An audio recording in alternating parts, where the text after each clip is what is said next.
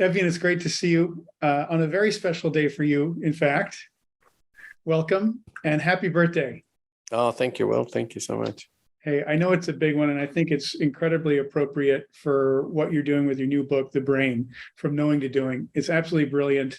I can't wait to get my friends' hands on it and send it to everybody I know. And I'm really delighted also just to share with people our experience exploring different aspects of peak performance and anxiety challenges and leadership issues and a zillion other things since we've known each other. And just for everybody's information, my background is a former Marine infantry officer and forward air controller. I then started and sold a company, worked for Governor Schwarzenegger and his administration for a number of years, worked on a bunch of political campaigns, and am now selling artificial intelligence software to the defense and intelligence communities and having a lot of fun doing that. And as we work on artificial intelligence, we're always talking about neural networks. And at the company I'm with, Chooch AI, we are doing a ton of work to replicate the brilliance of the human brain and the brain's ability to perceive the environment around it.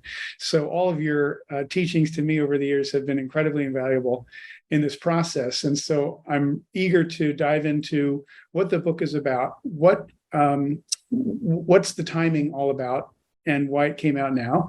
And the framework that I'm really interested in is what does this all look like at the wonderful age you've just achieved? Oh, look, firstly, thank you, Will. Let me just share my screen.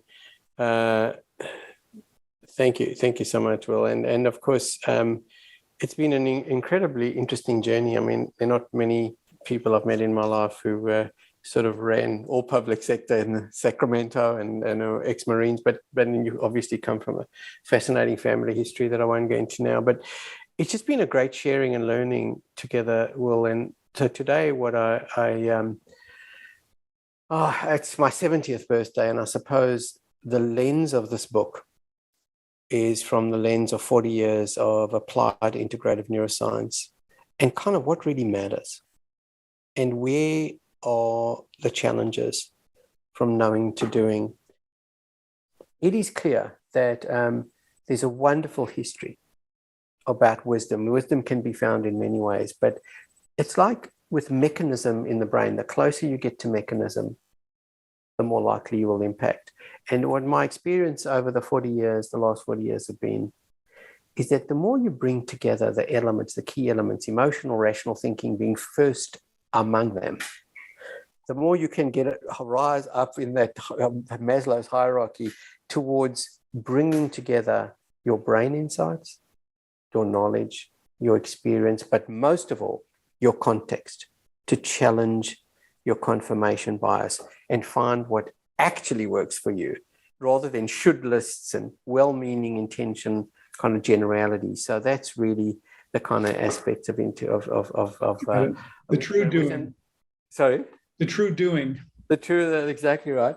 And I suppose the point about the conclusions, of course, we know the gap between knowing and doing, but until you align your non-conscious emotion and intuition and conscious rational thinking, you're walking in the dark. You can wire new habits, but without a plan and the how-to details that you and I have been grappling with for years in terms of really training very detailed, specific pathways in the brain to calm, put yourself in the brain, move away from fear, switch it off, and allow your intuitive brain to be in a calm, flexible state. Flexibility, brain flexibility, I would say, will at critical moments is a very difficult thing to achieve, but that's what we're looking at. And then, of course, it's hard to obviously can't change the world, but you can change ourselves, and it's contagious.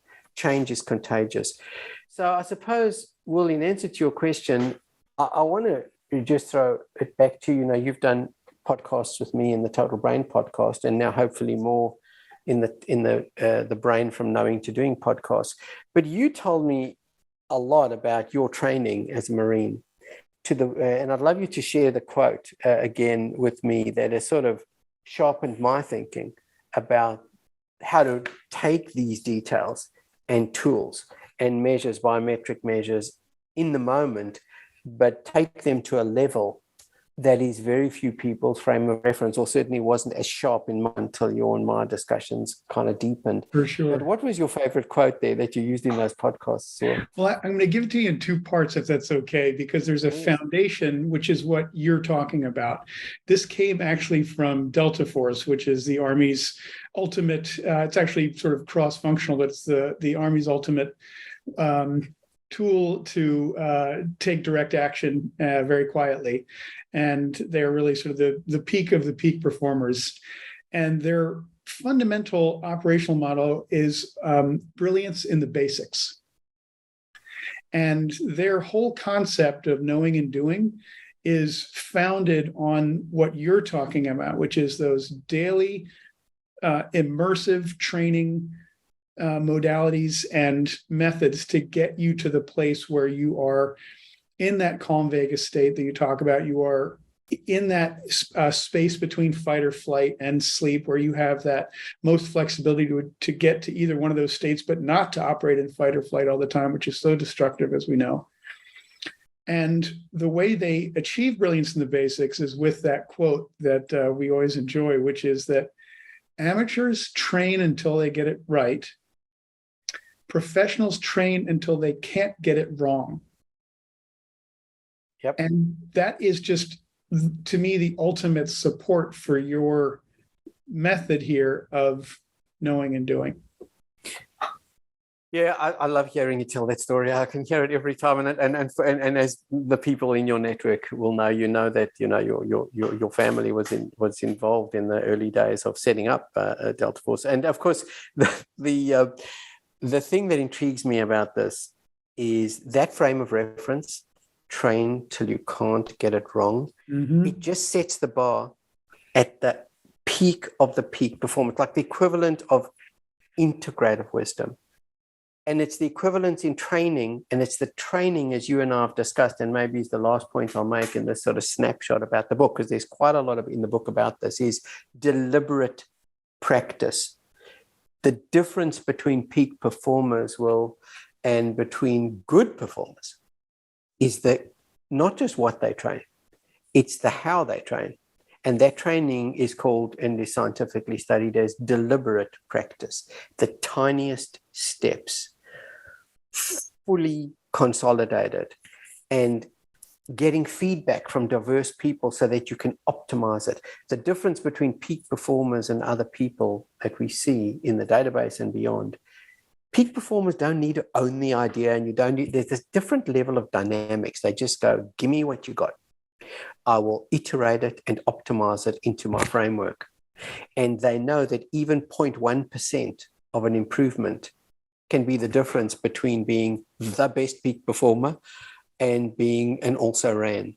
And it is a different way of thinking about the brain as a massively detailed timing device, and to tweak that timing all the time so that it's more and more optimized into shorter and shorter time periods that empower you to the point where you then ultimately are in a flow state zone, which are just words, but physiologically, it means that your brain function and body function are seamlessly working together. With the fight flight is switched off, the calm, flexible state is optimally switched on for that moment, for that situation, for that task. And then we carry those principles across, not only into our behavior, but into the sort of new tools that are being created in drones, in quant versus expert decision-making systems that are now the latest challenge in this convergence of the human brain, bots, drones. It is the world that we already live in, and it is a world that if we do not optimize, we will be left behind.